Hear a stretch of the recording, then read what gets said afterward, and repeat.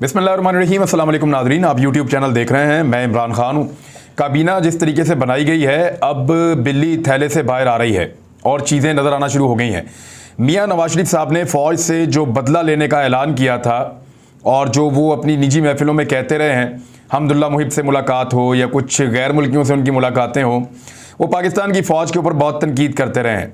और मियां नवाज शरीफ साहब ने फ़ौज से बदला लेने का जो फ़ैसला किया था, उसका आगाज़ उन्होंने कर दिया है। आप सिर्फ कैबिनेट के ऊपर जो PMLN के शामिल किए गए बंदे हैं उन पे नज़र डालें तो जो वजारतें जिस तरीके से दी गई हैं, हर चीज़ खुलकर सामने आ जाती है। राना सनाउल्लाह साहब को आप देखें, उनके फ़ौज के बारे में जो बयानात थे वो आप सब जानते हैं, आपको पता ही है।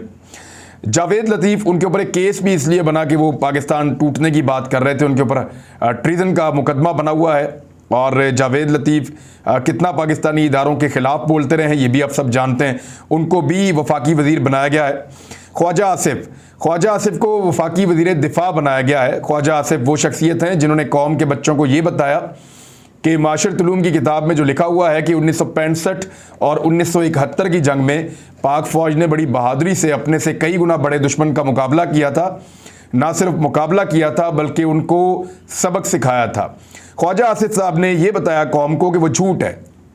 उन्होंने बताया कि हमारी फ़ौज ने 1965 की जंग भी हारी है। उन्होंने बताया कि हमारी फ़ौज ने 1971 की जंग में भी शिकस्त खाई है और पाकिस्तान की फ़ौज कोई जंग नहीं जीत सकी है। ये ख्वाजा आसिफ साहब का फरमाना है और इसका बाकायदा रिकॉर्ड मौजूद है। आप सुनना चाहें तो आप सुन भी सकते हैं। इसके बाद तारिक फ़ातमी साहब, आपको याद होंगे, तारिक फ़ातमी साहब वो शख्सियत हैं जो अमेरिका के माजी में सफ़ीर भी रहे हैं, पाकिस्तान के अमेरिका में सफ़ीर रहे। नवाज शरीफ साहब ने उनको लगाया था। नवाज शरीफ साहब ने उनको पहले भी अपना जो है वो मावन ख़ुसूसी बराए ख़ारजा मुकर्रर किया था और डॉन लीक्स के अंदर इनका नाम आया था, तारिक फ़ातमी का। ये डॉन लीक्स का हिस्सा थे पाक फ़ौज ने, जिसके ऊपर बहुत एतराज़ किया था। पाक फ़ौज को बहुत दुख हुआ था कि पाकिस्तान की फ़ौज के ख़िलाफ़ एक प्रोपेगेंडा किया गया है जो पाकिस्तान की कैबिनेट के लोगों ने किया है, पाकिस्तान के वज़ीर आज़म ने किया है। उसके ऊपर फिर एक तहकीकात हुई थी। तहकीकात के बाद मियां नवाज शरीफ साहब ने परवेज़ रशीद साहब और तारिक फ़ातमी साहब, इन दो किरदारों की जो खिदमात हैं वो वापस ले ली थी और फिर इनको कैबिनेट में से निकाल दिया था। तारिक फ़ातमी को उनके ओहदे से हटाया गया क्योंकि इनका नाम डॉन लीक में था और डॉन लीक्स की वजह से पाक फ़ौज के ऊपर, उसके किरदार के ऊपर उंगली उठाई गई थी और भारतीय नैरेटिव को पाकिस्तानी नज़रिए के मुकाबले में सपोर्ट किया गया था। तो तारिक फ़ातमी अमेरिका की भी चॉइस हो सकते हैं, अमेरिका के बड़े फेवरेट हैं और हमेशा से अमरीकी कैंप का हिस्सा रहे हैं। और प्रो अमेरिका जो PMLN के अंदर जो लोग प्रो अमेरिकन हैं उनमें तारिक फ़ातमी साहब का नाम है। तो तारिक फ़ातमी साहब को अमेरिका की भी चॉइस हो सकते हैं क्योंकि अमेरिकन इस पूरे खेल का एक बुनियादी सतून है और अमेरिका ने इस खेल को बाकायदा स्पॉन्सर किया है। मुबैना तौर पर जो चीज़ें चल रही हैं, जो फ़ॉरेन एलिमेंट पाकिस्तान में आकर मुदाखलत करके गया है तो वो अमेरिका का था। तारिक फ़ातमी एक और करैक्टर है, राना सनाउल्लाह का मैंने आपको बताया, जावेद लतीफ़ का बताया, ख्वाजा आसिफ का बताया, तारिक फ़ातमी का खुरम दस्तगीर की जो फ़ौज के साथ मुखालफत है वो ढकी छुपी नहीं है। और इनके वालिद तो वैसे अयूब खान के साथ थे और फ़ातिमा जना के ख़िलाफ़ उन्होंने बहुत गंदी कंपेन की थी। इन्होंने एक कुतिया के गले के अंदर लालटेन डाली हुई थी और लालटेन जो है वो मोहतरमा मादरे मिल्लत फ़ातिमा जना साहिबा का इंतखाबी निशान था। तो एक कुतिया के गले में लालटेन डाल के खुरम दस्तगीर के अब्बू ने पूरे गुजरांवाला में उसके चक्कर लगवाए थे। तो इतनी तज़हीक उन्होंने मादरे मिल्लत की थी। ये वो शख्स का बेटा खुरम दस्तगीर है और खुरम दस्तगीर ही का जलसा था गुजरांवाला में जहाँ नवाज शरीफ साहब ने पहली मरतबा खुलकर पाकिस्तान की फ़ौज के ऊपर तनकीद के नश्तर बरसाए। खुरम दस्तगीर ही उसको स्पॉन्सर कर रहे थे गुजरांवाला में, जब जनरल बाजवा, जनरल फैद और दीगर जनरल्स के ऊपर फ़ौज के ऊपर संगीन इल्ज़ामात मियां नवाज शरीफ साहब ने लगाए। गुजरांवाला में ही सबसे पहले लोगों ने ये जो दहशतगर्दी है उसके पीछे वर्दी है PMLN की तरफ से जब नारे लगाना शुरू किए बाजवा साहब के ख़िलाफ़ और आर्मी के ख़िलाफ़ और फ़ौज के तशख़्ख़ुस को जब ख़राब करना शुरू किया तो गुजरांवाला में ही वो मीटिंग्स और वो जलसे हुए थे जो खुरम दस्तगीर साहब गुजरांवाला को संभालते हैं। उसके बाद एक करैक्टर जो है वो अयाज सादिक है। अयाज सादिक ये वो शख्स है जिसने कहा कि जब अभिनंदन को गिरफ़्तार किया गया तो आर्मी चीफ और बाकी लोग मिलने आए तो उनकी टांगें काँप रही थी और वो डरे हुए थे और बाद में उन्होंने अभिनंदन को छोड़ दिया, जिसके बाद अयाज सादिक के ख़िलाफ़ लोगों ने बहुत एहतजाज किया, बड़ा ये मामला उठा। अयाज सादिक ने उसकी माफ़ी मांगने से इनकार कर दिया और यही वो अयाज सादिक है जिसने पाक फ़ौज को और इदारों को तकलीफ़ पहुँचाई। मियां नवाज शरीफ ने इनको भी कैबिनेट के अंदर शामिल कर दिया है। यानी पीएमएलएन की जानिब से कैबिनेट में उन तमाम लोगों को शामिल किया गया है जिन्होंने लगातार पाक फौज की तौहीन की है, जिन्होंने लगातार पाक फौज के ऊपर कीचड़ उछाला है, इस इदारे की तज़हीक की है। तो मियां नवाज शरीफ साहब पाक फौज से बदला ले रहे हैं, इसके अलावा तो कुछ इसमें दिखाई नहीं देता। मोहसिन दावड़, इसको मियां साहब हर हाल में वफाकी वजीर बनाना चाहते हैं, पीपल्स पार्टी भी चाहती है कि ये वफाकी वजीर बने। मोहसिन दावड़ ने अभी फिर पाक फौज के खिलाफ जो है वो तौहीन आमेज़ बातचीत की है और पाक फौज को निशाना बनाने का कोई मौका ये शख्स हो या अली वजीर हो वो हाथ से नहीं जाने देते। और मैं आपको फिर याद दिला दूं कि इन दोनों के लिए मुक्तदर हलकों ने, ताकतवर हलकों ने पाकिस्तान के इमरान खान साहब से 2018 के इंतखाबात में गुजारिश की थी कि इनके मुकाबले में अपना उम्मीदवार खड़ा मत कीजिएगा। अगर आप अपना उम्मीदवार इनके मुकाबले में खड़ा करेंगे तो या आपका उम्मीदवार जीत जाएगा या मौलाना फजलुर रहमान साहब जीत जाएंगे, लिहाजा अपना उम्मीदवार खड़ा मत कीजिएगा। तो इनको बाकायदा तोहफे में ये 2 नशिस्तें दी गई थी ताकतवर हलकों की जानिब से, और फिर इन्होंने अपने एहसान का बदला ऐसे चुकाया कि फौज के ऊपर ही चढ़ दौड़े और फौज के ऊपर इन्होंने बहुत ज़्यादा तनकीद की। अब बुग़्ज़ और बदले का आलम यह है, आप यहाँ से अंदाज़ा लगाएं कि शहबाज शरीफ साहब के हलफ उठाने से पहले, काबीना बनने से पहले मरियम नवाज साहबा दाखिल होती हैं वज़ीर आज़म हाउस में और एक वीडियो बनाती हैं फातिहाना एंट्री की, और उस वीडियो को फौरी तौर पे वायरल किया जाता है। ये क्यों किया उन्होंने? आपको पौने 4 साल के अंदर खातून अव्वल जो इमरान खान साहब की वाइफ हैं, उनकी कोई एक भी तस्वीर वज़ीर आज़म हाउस में मिली? आपको नहीं मिलेगी। लेकिन मरियम नवाज साहबा एक्चुअली अपने तमाम उन मुखालिफिन को जिनको वो अपने खिलाफ समझती हैं, या उन इदारों को या उन लोगों को या उन एलिमेंट्स को ये पैगाम देना चाहती थी कि देखो मैंने तुम्हें फतह कर लिया है, तुमने जो कुछ भी किया ये मुझे हरा नहीं सके और मैं आ गई हूँ वापस वज़ीर आज़म हाउस में। चाहे 2 नंबर तरीके से आए हैं, फ्रॉड करके, बंदे खरीद के, पैसे खर्च करके, लेकिन फिर भी वो आ गए हैं।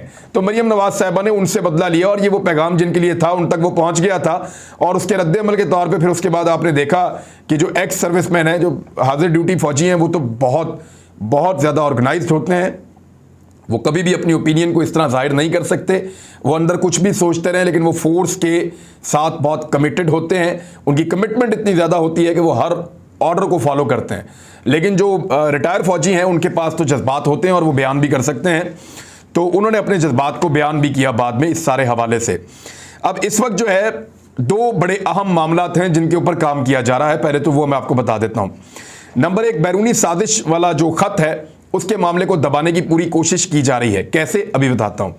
इंपोर्टेड हुकूमत नामंजूर का ट्रेंड जो है उससे जान छुड़वाने के लिए सर तोड़ कोशिशें की जा रही हैं। ये 2 चीज़ें अनएक्सपेक्टेड थी। इंपोर्टेड हुकूमत जब आई तो उनका जो मिशन था, नंबर 1 नैब उनके मिशन में था, नंबर 2 इलेक्ट्रॉनिक वोटिंग मशीन उनके मिशन में थी, नंबर 3 ओवरसीज पाकिस्तानियों के वोट का हक ख़त्म करना उनके मिशन में था, नंबर 4 इलेक्शन कमीशन को अपने मुताबिक पूरा ढाल लेना उनके मिशन में था, फिर निगरान हुकूमत जो बनानी है, जो अगला सेटअप आना है उसमें, और इंतखाबात के अमल को किस तरह काबू करना है, ये सारा कुछ उनका मिशन था। लेकिन 2 नए मामलात में वो घिर गए जिनका उनको पहले आइडिया ही नहीं था। एक, इमरान खान साहब की खड़ी होती हुई तहरीक, जिसमें एक मुरासला या ख़त वो बहुत बुनियादी किरदार अदा कर रहा है। हालांकि इनको ये नहीं पता कि ये ख़त ना भी होता तो ये जो 3 शक्लें इक़्तिदार में आई हैं इनको देखकर ही लोग बिगड़ गए थे। लेकिन वो ख़त के मामले को दबाना, उसके लिए वो क्या कर रहे हैं बताता हूँ। दूसरा, इंपोर्टेड हुकूमत नामंजूर के ट्रेंड से जान छुड़वाना, और उसके लिए उन्होंने बहुत कोशिश की है, जान छूटती नहीं है, बल्कि ये ट्रेंड खुद ब खुद नीचे जा रहा था। मरियम नवाज ने और मरियम औरंगजेब ने साजिश करके जाली ट्रेंड बना के उसके ऊपर प्रेस कॉन्फ्रेंसें करके और जाली डाटा शो करके दोबारा से लोगों को मुतहरिक कर दिया है। वो ट्रेंड फिर ऊपर चला गया, तो उल्टा जो है वो काम हो गया, गड़ा खोदा खुद ही उसमें गिर गए। अब इंपोर्टेड हुकूमत नामंजूर का ट्रेंड तो काबू नहीं आ रहा। जो बैरूनी साजिश वाला मामला है उसके लिए पाकिस्तान के कुछ ताकतवर हलकों ने इसको अपनी अना का मसला बना लिया है। देखें, रजीम चेंज का ऑपरेशन हुआ और जिस वक्त वो ऑपरेशन मुकम्मल हो रहा था उस वक्त इमरान खान ने यह सवाल किया था कि पाकिस्तान में कोई रह तो नहीं गया जो मेरे खिलाफ ना हो। तमाम इदारे पाकिस्तान के एक तरफ हो गए थे, मैं नाम नहीं लूंगा किसी का भी, सारे बड़े बड़ी शख्सियात, ताकतवर लोग एक तरफ हो गए थे, इमरान खान को अकेला कर दिया गया था। तो अब उनमें से कुछ ने अपनी ये अना का मसला बना लिया और वो ये चाहते हैं कि इस मसले को, बैरूनी साजिश को हमेशा के लिए वॉश आउट कर दिया जाए, और ये साबित करने की वो कोशिश करेंगे कि बैरूनी साजिश हुई नहीं। इस हवाले से जो सफ़ीर है और जो दीगर लोग हैं उनके ऊपर शदीद तरीन दबाव तैयार है। और तारिक फातमी को भी इसी सिलसिले के अंदर बनाया गया है। वो साबिक अमरीकी सफ़ीर भी रह चुके हैं। शहबाज शरीफ ने गैबी मदद की भी दरख्वास्त की है जो उनको फ्राहम की जा रही है मुबैना तौर पे, जो अब तक इत्तलात आ रही हैं सोर्सेज से। आने वाले वक्त में एक बहुत बड़ी कोशिश होगी कि जो बैरूनी साजिश का नैरेटिव है या जो ख़त वाला मामला है इसको दबाया जाए और इसके हक़ाइक़ को तबाह कर दिया जाए। ये मैं आपको पहले वार्न कर रहा हूँ, इस वीडियो को आप संभाल कर रखिएगा। इस लेटर के ऊपर बहुत बड़ा अटैक होने जा रहा है, लेकिन अगर ये उस सफ़ीर से भी कहलवा देंगे ना कि ये ख़त मैंने इमरान खान के कहने के ऊपर लिखा था, फिर भी लोग नहीं मानेंगे, लोग फिर भी बाय नहीं करेंगे। लोगों को पता है कि साजिश हुई है, उनके सामने एक वज़ीर आज़म निकाला गया, उनके सामने नोट चलते रहे, हर चीज़ हम साथ साथ रिपोर्ट करते रहे। और अगर आपने अपने सफ़ीर को झूठा किया तो पूरी दुनिया के अंदर आपके सफ़ीरों के साथ जो होगा ना, और जो आपके सफ़ीरों की इज्जत रह जाएगी, वो भी आपके सामने ही होगा। ये तमाशा लगाने से पहले जो तमाशा लगाने वाले हैं उनको सोच लेना चाहिए। ऐसा लगता है कि जोकर्स को हुकूमत मिल गई है और वो तमाशा लगाकर माल बनाना चाह रहे हैं। अगर लीडर्स होते तो ये इलेक्शन में आते, जैसा कि जावेद हाशमी ने चैलेंज किया, जैसा कि इमरान खान ने चैलेंज किया, और सब लोग जो पब्लिक में जाना चाहते हैं, जमात इस्लामी भी है, बाकी लोग भी हैं, वो सब ये चैलेंज कर रहे हैं। तोशा खाना के मामले के ऊपर ये कहा गया कि रिकॉर्ड पब्लिक कर दिया जाए, बड़ी अच्छी बात है। इमरान खान का ये कहना है कि वैसे इमरान खान के बारे में मैं आपको बताऊं, उनको जितने भी तोहफे मिले ना ज़िंदगी में, उन्होंने अपने पास नहीं रखे। यानी वो क्रिकेट मैच खेला, मैन ऑफ द मैच हुआ, मैन ऑफ द मैच का अवार्ड रखा, वो भी बेच दिया, अपने बल्ले बेच दिए, अपनी गेंदें बेच दी, अपना सामान बेच दिया, दस्तखत करके बल्ले बेच दिए। जितने इमरान खान साहब को man of the match, man of the series, captain, ये वो ट्रॉफियाँ, वो सारी उन्होंने बेच दी। उनके घर में तो नहीं है। उन्होंने क्यों बेची? वो अपने पास चीज़ रखते ही नहीं थे। जो चीज़ वो जीत कर लाते थे उसको भी बेच के फलाई कामों पे लगा देते थे। हमेशा से वो यही कर रहे हैं। इस मरतबा उनको ये तोहफे मिले, ये उनको जीतने नहीं पड़े, तोहफे उनको मिले। उनकी अंडरस्टैंडिंग वही थी, उन्होंने पैसे जमा कराए 50%, पहले तो 15% था ना, वो भी नहीं देते थे लोग, 5% भी नहीं देते थे। तो इन्होंने 50% जमा करवाए, तोहफे लेकर आए, इनकी मलकियत बने, इन्होंने बेच दो और लगा दिए फलाई कामों के ऊपर पैसे। मेरे ख्याल में अगर इसको अदालत खोलने जा रही है तो अदालत की तरफ से इशारा है कि 20 साल का रिकॉर्ड खोल दिया जाए। यहाँ पे फिर शरीफ खानदान को एक बहुत बड़ी सहूलत मिल गई है। असल जो लूटमार हुई है ना 2008 से लेकर 2018 तक तो हुई है, वो तो आपको नज़र आ जाएगी किस किसने तोशा खाना से क्या कुछ लिया। लेकिन जो असल लूटमार इन्होंने की है, तबाही फेरी है, वो इन्होंने फेरी है 90 की दहाई में। अगर 30 साल का रिकॉर्ड पब्लिक किया जाए और 30 साल का रिकॉर्ड खोला जाए तो फिर दूध का दूध और पानी का पानी हो जाएगा, सब कुछ सामने आ जाएगा। डॉलर जनाब दोबारा महंगा हो गया है और स्टॉक मार्केट जो है वो लगातार उसमें मंदी हो रही है। लोग DGISPR के ऊपर तनकीद कर रहे हैं सोशल मीडिया पे, जिन्होंने थोड़े दिन पहले ये कहा था कि हुकूमत स्टेबल हुई है और आई है, जैसे ही हालात बेहतर हुए हैं तो डॉलर की कीमत कुछ नीचे आ गई है, कुछ स्टॉक एक्सचेंज के अंदर जो मंदी थी वो ख़त्म हुई है, वहाँ पर कुछ बेहतरी हुई है, तो उन्होंने उसकी तारीफ़ की थी। तो उसको अपोजिशन पार्टियों ने बहुत फ़ायदा उसका उठाया। उस वक्त की जो हुकूमत थी उन्होंने उसका बहुत फ़ायदा उठाया, शहबाज शरीफ की इम्पोर्टेड हुकूमत ने, और उन्होंने इस जुमले को DGISPR के अपने फ़ायदे के लिए इस्तेमाल किया जगह जगह पे। तो जब वो पॉलिटिकल डैमेज किया पाकिस्तान तहरीक इंसाफ को या उसके हामियों को, जब पॉलिटिकली डैमेज किया DGISPR के जुमलों ने, तो अब वो लोग ये दोबारा मुतालबा कर रहे हैं कि डॉलर ऊपर जा रहा है और स्टॉक मार्केट में मंदी है, तो अब भी आए और आके एक प्रेस कॉन्फ्रेंस करें। तो इसीलिए कहते हैं कि इदारों को अपने आप को सियासत से दूर रखना चाहिए। फिर इस किस्म की तनकीद सामने आ जाती है, सियासी बयानात से अपने आप को दूर रखना चाहिए और इन चीज़ों के ऊपर कम से कम बात करनी चाहिए जिससे किसी हुकूमत को या अपोजिशन को फ़ायदा हो रहा हो। मैं डाटा आपके सामने रख देता हूँ। स्टॉक मार्केट जो है वो लगातार मंदी उसमें हो रही है और 225 पॉइंट्स मज़ीद उसके अंदर कमी हो गई है और ये ठीक ठाक कमी है। डॉलर का मैं आपको बताऊँ गुज़िश्ता 3 दिनों में, सिर्फ 3 दिनों की बात बता रहा हूँ, सिर्फ 3 दिनों के अंदर इंटरबैंक का जो रेट है डॉलर का वो 4 रुपए और 34 पैसे बढ़ गया है, जबकि ओपन मार्केट के अंदर डॉलर की कीमत जो बढ़ी है गुज़िश्ता 3 दिनों के अंदर वो 5 रुपए 50 पैसे, यानी 5.5 रुपए डॉलर महंगा हो गया है। अब ये इस वक्त सूरत हाल है डॉलर की, ये भी मैंने आपके सामने रख दी है। उधर बिलावल भुट्टो जरदारी साहब कुछ ओहदे मांगने के लिए मियां नवाज शरीफ साहब के पास बरतानिया में गए हैं और ये सोच रहे हैं कि कम से कम 1 साल 1.25 साल इस हुकूमत को चलाएंगे। लेकिन इतना आसान नहीं होगा, इसका एक फ़ैसला इमरान खान को भी करना है। उनके पास बहुत सारी नशिस्तें हैं जहाँ से इस्तीफ़ा देने के बाद या खैबर पख्तूनख्वा की असम्बली तोड़ने के बाद वो अपनी पार्टी को और पूरे पाकिस्तान को इंतखाबात में ले जा सकते हैं, या पाकिस्तान में ऐसे हालात पैदा कर सकते हैं जहाँ पे इंतखाबात में जाने के अलावा कोई और चांस ना हो।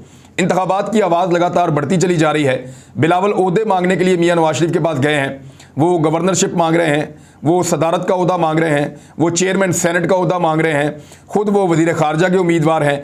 तो ये एक अजीबोगरीब खिचड़ी पक गई है।